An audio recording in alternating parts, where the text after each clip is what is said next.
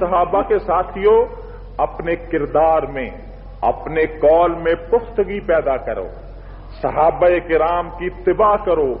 بخدا تمہارے عمل میں کمزوری دیکھ کر میرا دل اٹھتا ہے۔ میں نے اور قائد فاروقی شہید نے جیل میں فیصلہ کر لیا تھا، اور میں آج تمہیں مسجد میں بیٹھ کر اس فیصلے سے آگاہ کرتا ہوں، جو شخص نمازوں کی پابندی نہیں کرتا، جو شخص دین کے فرائض پر عمل پیرا نہیں کرتا ہوتا، جو شخص صداقت، امانت، دیانت کو اپنا شعار نہیں بناتا، وہ ہماری جماعت کا رکن نہیں ہے، ہماری جماعت کا عہدیدار نہیں ہے، اس کا ہمارے ساتھ کوئی تعلق نہیں ہے۔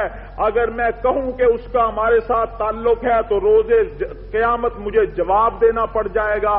اگر ہماری جماعت سے تعلق رکھنا چاہتے ہو، صحابہ کے سپاہی بننا چاہتے ہو، تو میں آج تمہیں ذمہ داری سے کہہ رہا ہوں، اپنے اعمال و کردار کو بدلو، اپنے انداز کو بدلو، نمازوں کی پابندی کرو، اسلام کے تمام مسائل کو جانو، ان پر عمل کرو۔ کہیں ایسا نہ ہو کل تمہاری بدعمالیوں کی وجہ سے ہم پکڑے جائیں، کل ہم سے پوچھا جائے کہ یہ جان دیتے تھے، تم نے جانیں لی، ان سے پیسے لیے، ان سے ووٹ لیے، ان کی سپورٹ لی، جن سے خون لیا، یہ تمہارے کہنے پہ عمل کرتے تھے۔ میرے سامنے وہ حدیث رسول ہے کہ ایک خامد اپنی بیوی کی وجہ سے جہنم میں چلا جائے گا۔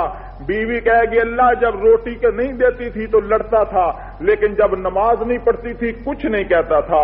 بیٹی کہے گی اللہ جب میں کسی اور بات میں نافرمانی کرتی تھی روٹھ جاتا تھا، نماز نہیں پڑھتی تھی مجھے کبھی نہیں کہتا تھا۔ وہ نیک آدمی جہنم میں چلا جائے گا۔ بخدا اپنی بدعمالیوں کی وجہ سے ہمیں نہ پھنسا دینا۔ اس لیے اپنے اعمال و کردار میں پختگی پیدا کرنے کا وعدہ کرتے ہو؟ وعدہ کرتے ہو؟ اب اگلی بات،